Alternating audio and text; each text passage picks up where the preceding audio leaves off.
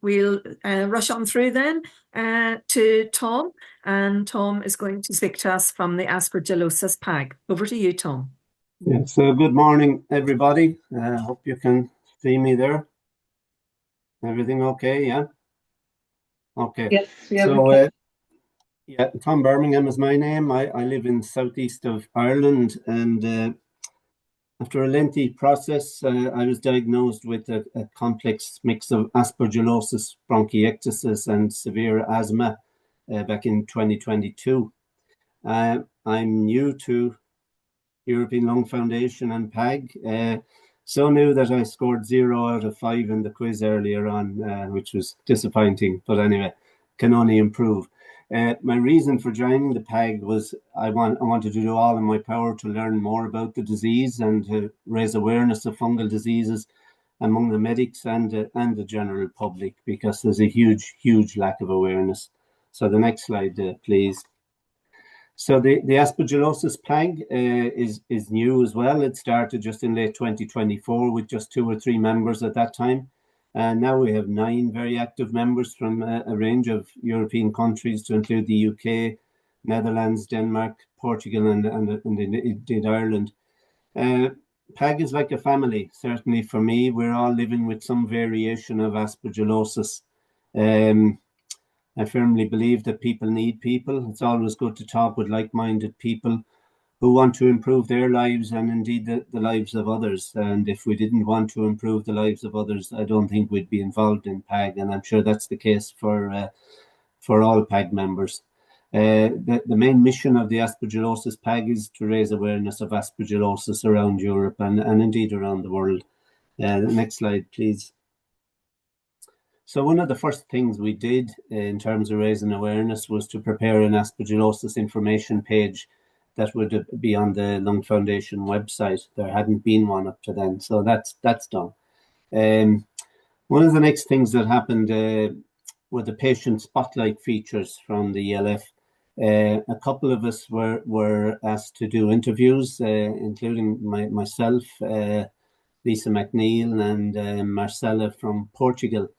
So these interviews were done a few months ago, and they were shared on various social media platforms, attracting thousands of views. In my case, a journalist from the Irish Independent newspaper contacted me. This resulted in a 2-page feature in the largest print and online newspaper in Ireland, with in excess of 500,000 readers every day. That article was published a few weeks ago, and subsequently that article was copied by a number of regional newspapers in Ireland as well. I've had lots of contact and lots of people trying to contact me over the last few weeks, so much so that I'm almost tired talking about it now. And I've had some kind of setbacks in my illness in the last few weeks as well, which has made it a bit challenging. But that's what is, and that's what aspergillosis is. I also did a 30-minute interview on a local radio station. Meanwhile, there's a rural magazine with a national coverage and 600,000 weekly readers, and they're keen to tell my story as soon as I have the energy to do so.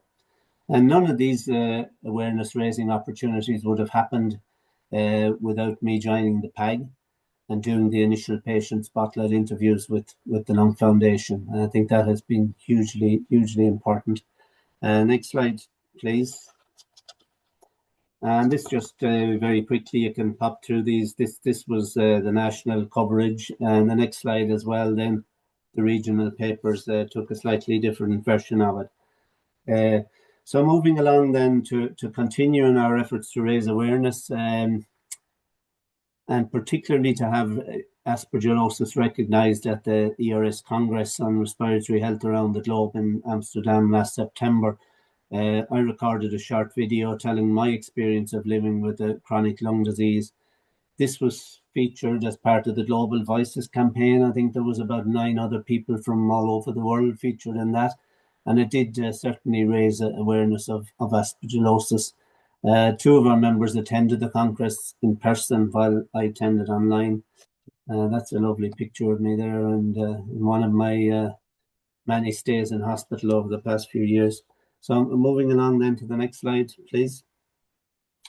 One of the biggest achievements we had in the PAG in the past year was to organise the first Aspergillosis patient conference back in November. We had about 150 people joined from all over the world. I was delighted to be asked to co-chair this event with my colleague Lisa McNeil, who's on this morning's call. Lisa has vast experience, obviously. I'm very much a new kid on the block, so I've learned a lot from Lisa, and I compliment her on the work she does with the Aspergillosis Trust as well. Feedback to the conference was very positive. We had a range of speakers to include medical people, researchers, and people, of course, with lived experience of the disease in its various formats. It's rare enough to have an opportunity to hear from people, to hear from people who are researching this disease, and to hear from, obviously, people who have lived experience. A few years ago, I would have never dreamt that I'd be on a forum like this morning, where we have people from all over the world, and it's hugely beneficial. Next year, we intend to join forces with the National Aspergillosis Centre in Manchester to host a joint event.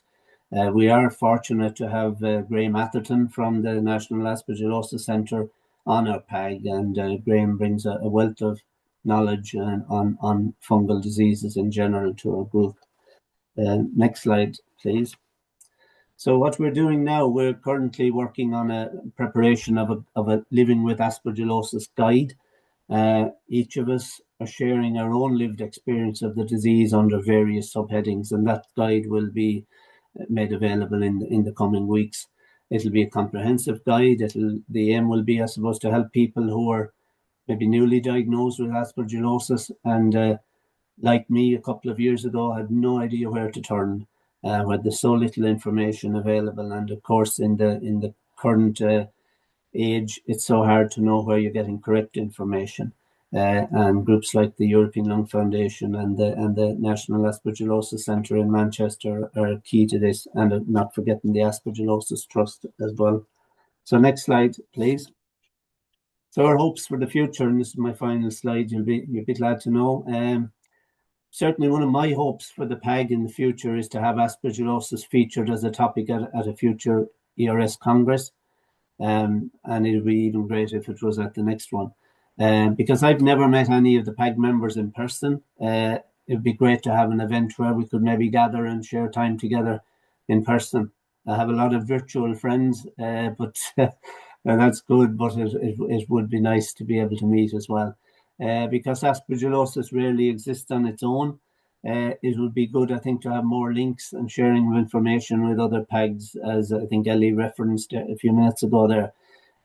In the case of people with aspergillosis, I find lots of, myself included, have bronchiectasis as well, and asthma and COPD. So I think that would be worth exploring. So that's it for me. I hope I've covered, given you a quick overview of the Aspergillosis PAG. I appreciate it's slightly different from the previous two speakers, but I hope it's given you a flavour of it. And we're new and we have a long way to go. We have a lot done and more to do. So thank you for listening. Thank you so much, Tom.